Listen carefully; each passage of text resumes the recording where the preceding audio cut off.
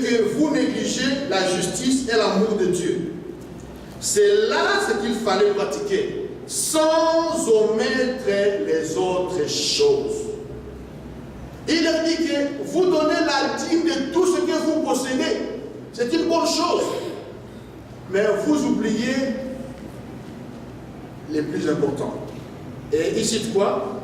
Il cite la justice et l'amour de Dieu. Ça, c'est le plus important. La justice et l'amour de Dieu.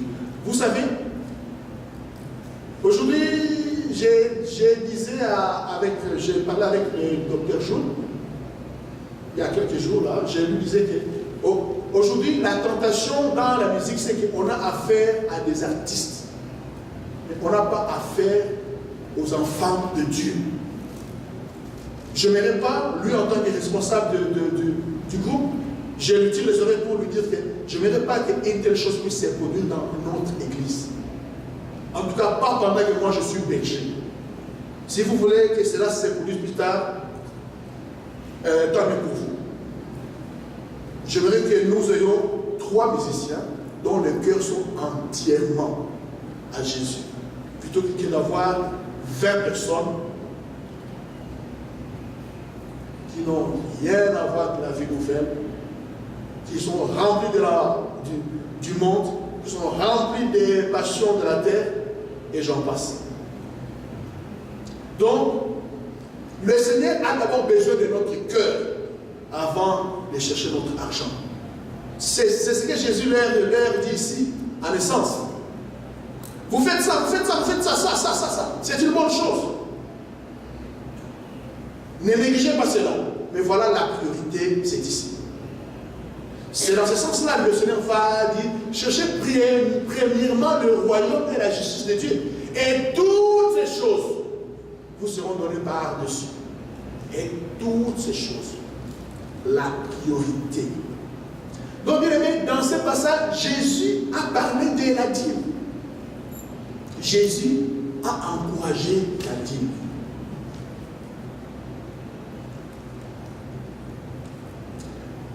Quand la femme est venue verser du parfum d'un grand prix, Christ n'a pas dit, Madame, tu fais une grosse erreur, tu ne dois pas faire ça.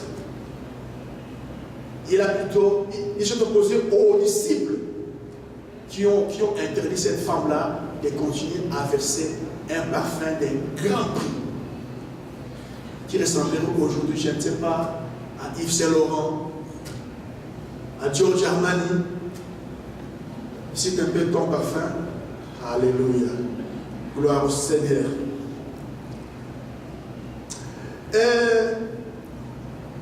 Je voudrais, avant d'aborder un aspect dans ce grand thème, vous donner la différence entre l'Ancien et le Nouveau Testament.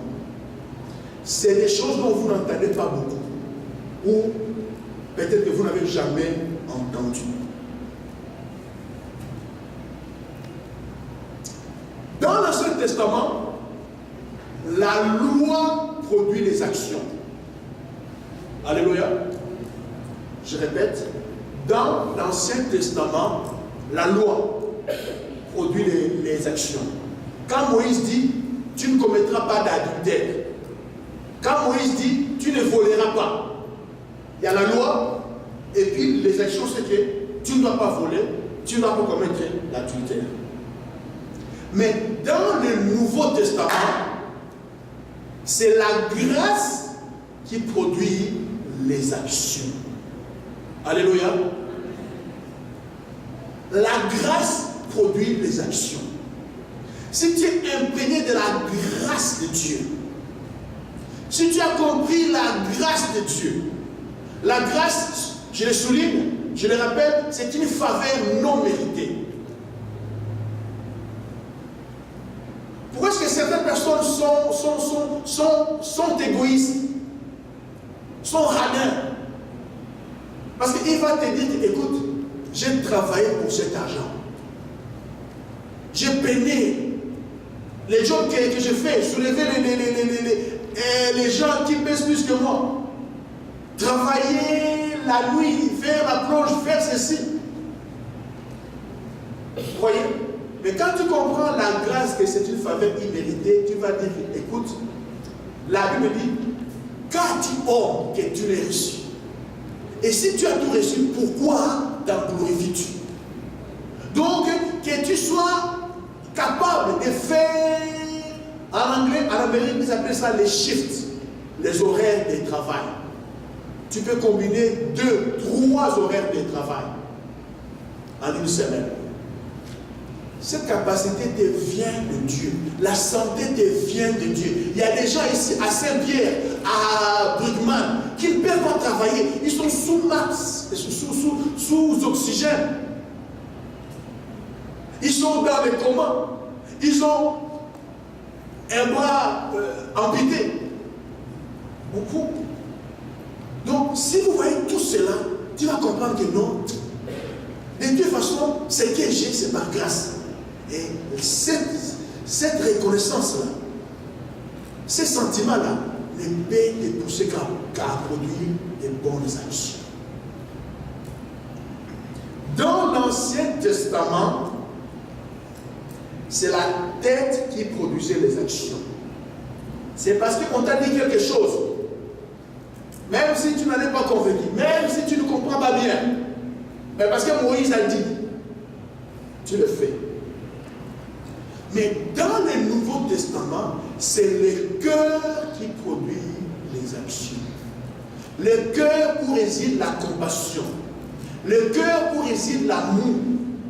Le cœur où réside la bonté. C'est ça qui va produire les actions. Je parle des bonnes actions.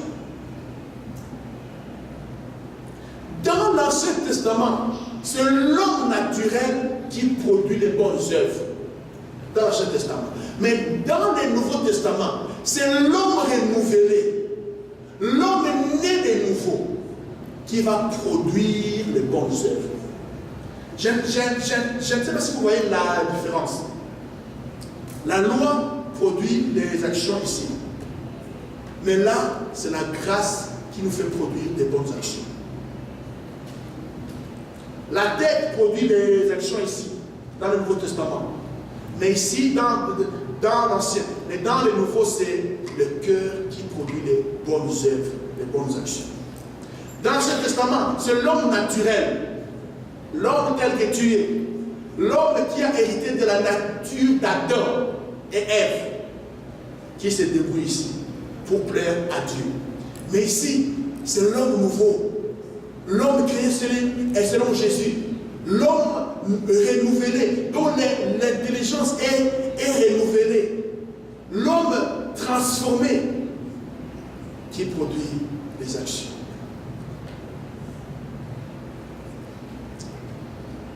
Il y a une tension entre l'Ancien et le Nouveau Testament. Et c'était la tension, c'était la théologie de Jacques et la théologie de Paul. Jacques dit, la foi sans œuvre est morte.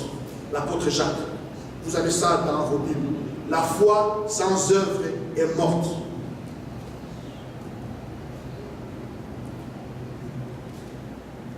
L'apôtre Paul souligne que, vous voyez, par là, Jacques veut dire que quand nous disons que nous avons la foi, cette foi doit se traduire dans les œuvres, dans les bonnes œuvres. Je ne vais pas sortir de mon sujet, je vais m'arrêter là pour que nous puissions, parce qu'il y a beaucoup de choses que nous devons voir.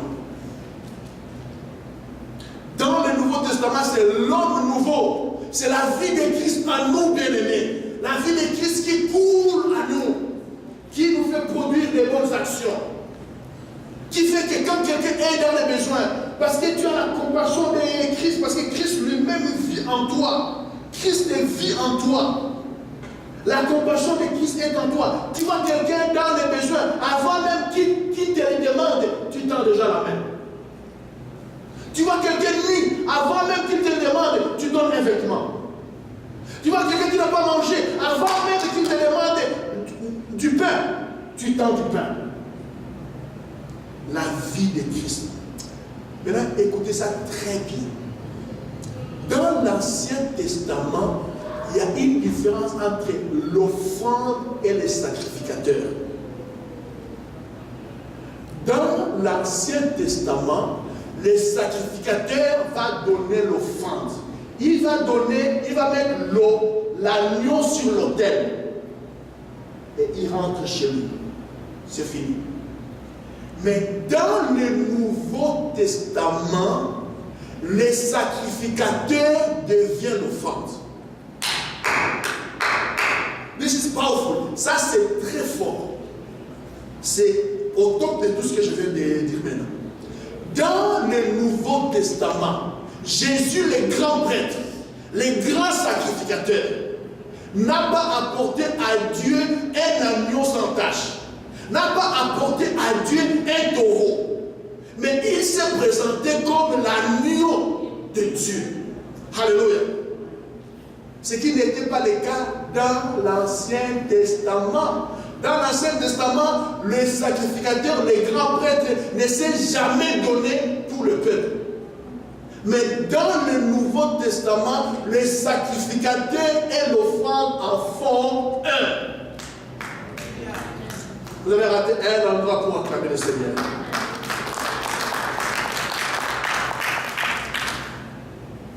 Ça veut dire quoi? Que Christ est tout ce qui lui appartient. Christ est toute sa gloire. Christ est tous ses biens. Christ et toute sa dignité vient se donner à Dieu. Par conséquence, le Seigneur nous demande la même chose. Dans Romains chapitre 12, verset 1, la Bible dit: offrez-vous à Dieu comme des sacrifices vivants. Offrez-vous à Dieu. De même que Christ est devenu l'offrande, nous qui sommes maintenant des sacrificateurs, il nous demande la même chose, de nous